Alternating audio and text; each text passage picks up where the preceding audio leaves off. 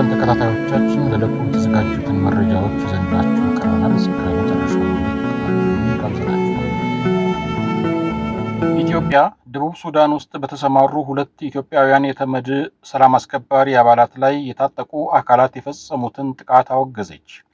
በጁባ የኢትዮጵያ ኤምባሲ ጉዳዩ የሚመለከታቸው አካላት በክስተቱ ዙሪያ አፋጣኝ ምርመራ እንዲያደርጉና ድርጊቱን የፈጸሙት አካላት በሕግ ተጠያቂ እንዲሆኑ ትላንት ባወጣው መግለጫ ጠይቋል። የሀገሪቱ ጆንግሌ ግዛት ውስጥ የታጠቁ ወጣቶች ከትናንት በስቲያ በፈጸሙት ጥቃት 2 ኢትዮጵያውያን ሰላም አስከባሪዎች ተገድለው ሌሎች 7 ሰዎች እንደቆሰሉ የተባበሩት መንግስታት ድርጅት አስታውቆ ነበረ።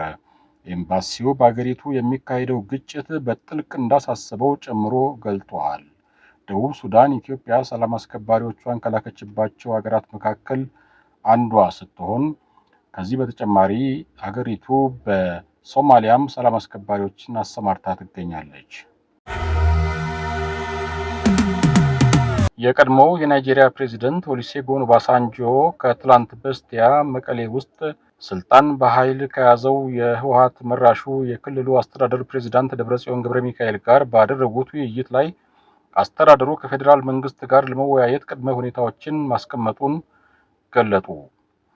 ቅድመ ሁኔታዎቹ ፌዴራል መንግስቱ በትግራይ ላይ ጥሎታል ያለውን የኢኮኖሚ ማዕቀብና እገዳ ማንሳት፣ ወታደራዊ ከበባን ማቆምና ውጥረት ማርገብ፣ የትግራይ ግዛቶችን ቀድሞ ወደ ነበሩበት መመለስ፣ ተፈናቃዮችን ደህንነታቸውና ክብራቸው በተጠበቀ መንገድ መመለስና የህወሓትን ፖለቲካዊ ህጋዊ ማንነት መመለስ የሚሉ ናቸው። አስተዳደሩ ትርጉም ያለው ገንቢና ለውጥ የሚያመጣ የሰላም ውይይት በማንኛውም ጊዜና ሁኔታ ለማካሄድ ዝግጁ መሆኑንም አረጋግጧል።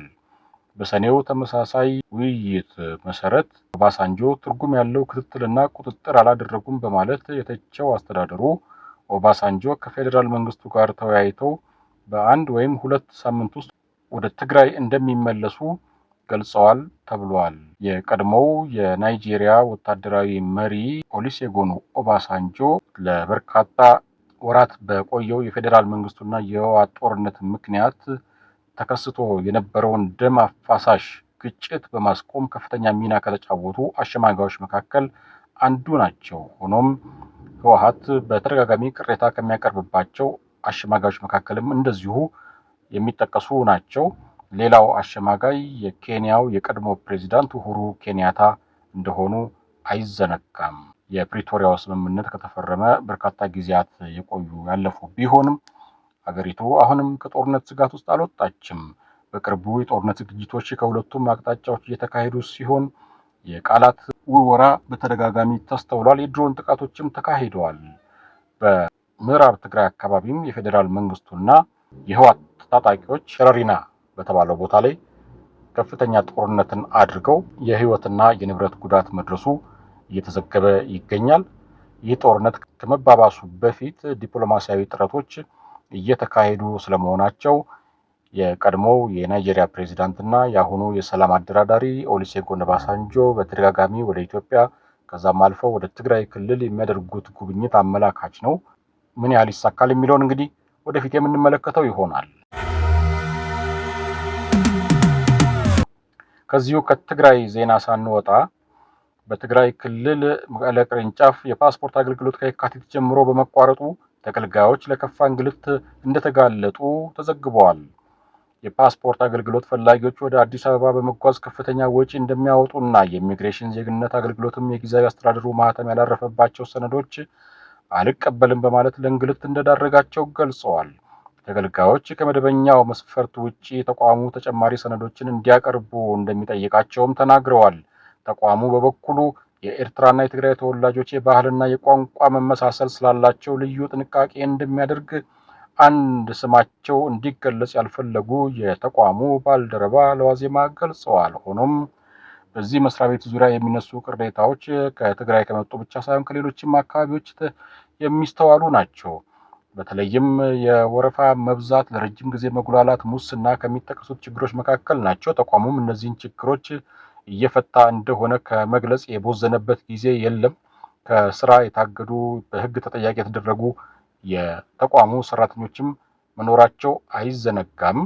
ይህ ችግር እንግዲህ አሁን በተለየ ሁኔታ የትግራይ ተወላጆችን ሰለባ እያደረገ እንደሆነ ነው እየተዘገበ ያለው።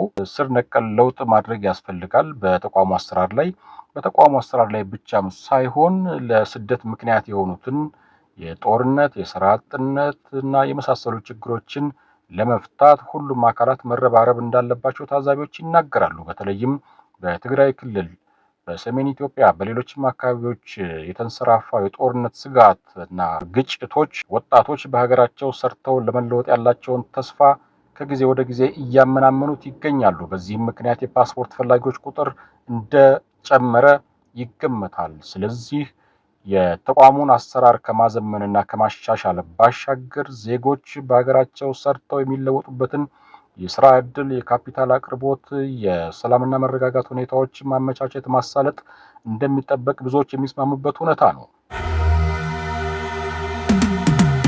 ወደ ቀጣዩ ዜናችን አልፈናል። ኢትዮጵያ እንደ አውሮፓውያን አቆጣጠር በ2028 የሚካሄደውን የአፍሪካ ዋንጫ ለማስተናገድ ጥያቄ ማቅረቧን የኢትዮጵያ እግር ኳስ ፌዴሬሽን አስታወቀ።